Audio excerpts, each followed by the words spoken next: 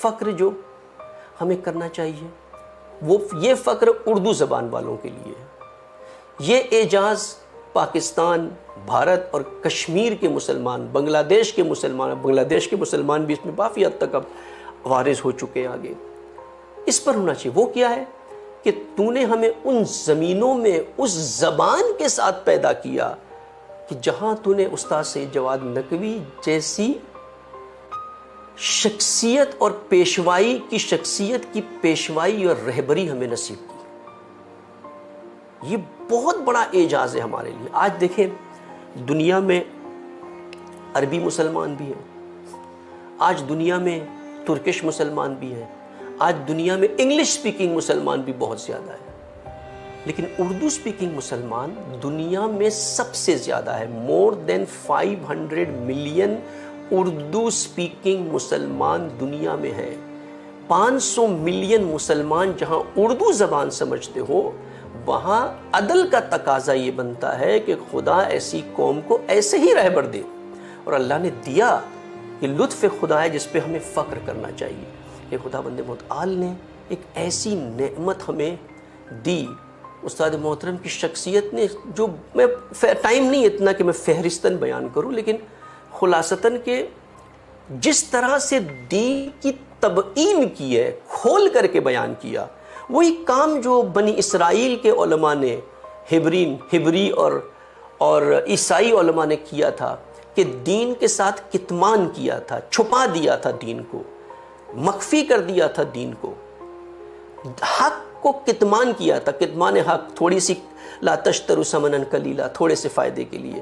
استاد محترم نے ان بتوں کو توڑ دیا، ان بتوں کو توڑ کر کے دین کو کھول کر کے بیان کر دیا.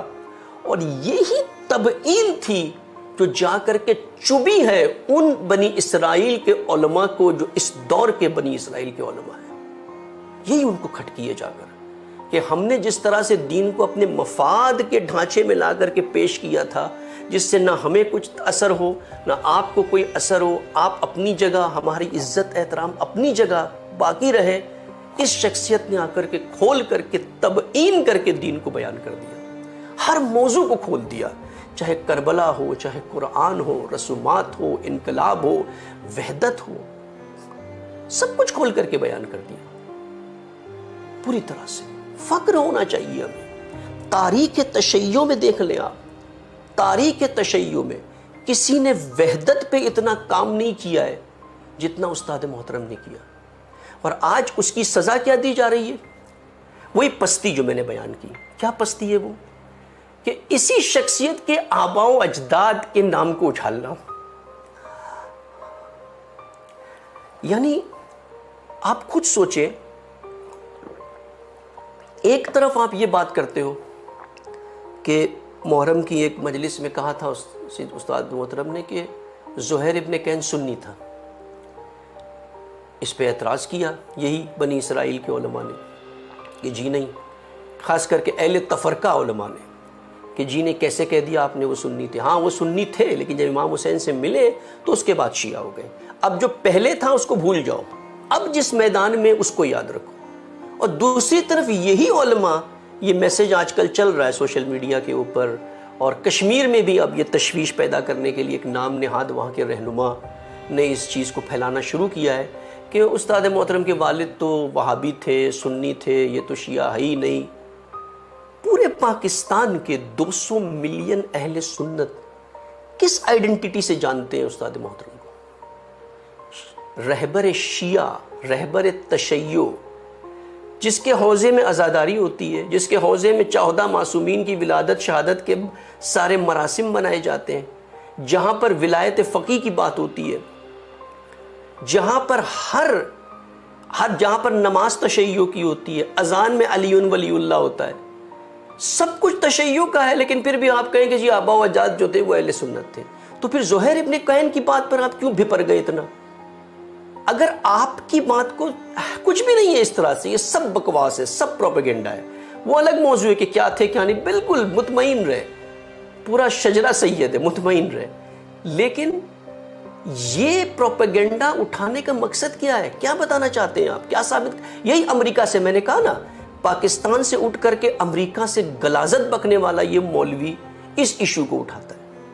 کیوں؟ آپ کے پاس سارے علمی دلائل ختم ہو گئے ہیں، آپ کی ساری علمی باتیں ختم ہو گئی ہے، اب آپ کے پاس کوئی کبھی علمی تردید تو کی نہیں ہے انہوں نے کہ اگر جمعہ کو واجب قرار دیا تو آ کے سب ثابت کریں، آپ سارے دلائل کو رد کریں۔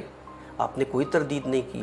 فطرے کو جن دلائل سے ثابت کیا اس پہ کوئی دلیل نہیں دیا آپ نے، زکوٰۃ کو جن دلائل سے ثابت کیا اس پہ کوئی تردید کی دلیل نہیں دیا آپ نے، حضرت آدم کی بات جب کی اصحاب آدم اس پہ کوئی دلیل آپ نے نہیں دی، کوئی علمی دلیل آپ نے دی۔ علماء یہ کہتے ہیں، مجتہد یہ کہتے ہیں، یہ تو دلائل نہیں ہے۔ کوئی علمی دلائل تو دیں، آپ تردید تو کریں، کچھ بھی نہیں کی، صرف غلاظت۔ اور جب حد سے گھٹیا پن سے نیچے اتر آئے تو کسی کی شخصیت کشی کرنا، اس کے مرحومین کا نام لے کر، کتنی پستی ہے یہ پستی تو کربلا میں بھی نہیں ہوئی۔ کربلا میں بھی کسی نے علی کی توہین نہیں کی، کربلا میں بھی کسی نے فاطمہ الزہرا کی توہین نہیں کی، جبکہ جناب فاطمہ کا نام آتا تھا تو یہ رک جاتے تھے۔ یہ تو وہاں بھی نہیں ہوا، اور کیوں نہ ہو یہ کام اس دور میں؟ جب امریکہ جاؤ گے تو پھر یہ توقعات تو ہوتی ہے۔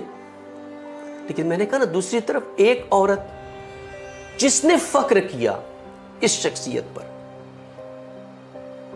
وہ وہاں سے اٹھ کر کے یہاں آتی ہے، اور کہاں اپنے آرٹیکل میں بھی یہ لکھا ہے نا کہ میں لیپ ٹاپ لے کر کے گھر کے کام کرتی رہتی تھی اور ان کو سنتی رہتی تھی، کبھی کچن میں کبھی کدھر،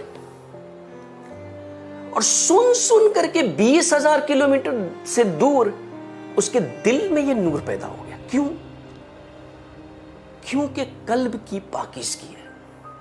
یہ غلیظ قلبوں والے ہیں جو اس وقت امریکہ میں بیٹھ کر کے یہ غلاظت اگلتے ہیں۔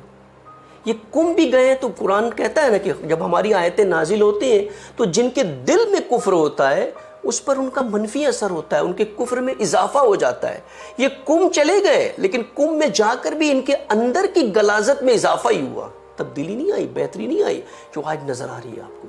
یعنی یہ گھٹیا پن کی حد ہے کہ جس شخصیت پہ فخر کرنا چاہیے، آپ کو امریکہ سے بیٹھ کر کے لاہور میں مدرسے کی وسعت نظر نہیں آتی ہے کہ کتنے بچے یہاں علم حاصل کر رہے ہیں، آپ کو وہ ہسپتال نظر نہیں آتا ہے جو کتنے مریضوں کو شفا دے رہا ہے، آپ کو وہ اسکول نظر نہیں آتے جہاں پر پاکیزہ ماحول کے اندر لڑکیوں کو علیحدہ تعلیم، بچوں کو علیحدہ تعلیم، ان چیزوں پہ آپ کو فخر نہیں ہوتا ہے۔ آپ شخصیت کو جا کر کے صرف شخصیت کشی کے لیے آباء و اجداد تک پہنچنے لگتے ہو، اور ایک عورت کو وہاں سے ہر چیز آ کر کے یہاں دیکھ کر کے سخت گرمی میں کووڈ کے دوران جہاں سفر بہت مشکل ہے، وہ تڑپ اس کو اٹھا کے وہاں سے یہاں لے آتی ہے۔ یعنی یہ بہت بڑی بات ہے، یہ اس کو اگر سوچے انسان تو یعنی یہ وہ چیز ہے جس پہ انسان رک جاتا ہے کہ ہم کہیں کوئی فالٹ لائن ہمارے اندر تو نہیں ہے کہ 20,000 کلومیٹر دور کسی کو فخر ہوتا ہے اتنا کہ یہ شخصیت کون ہے، میں اس کو جا کر کے دیکھوں، زیارت کروں، اور ہم نزدیک بیٹھ کر کے اشکالات اٹھاتے ہیں، اس طرح کی باتیں کرتے ہیں۔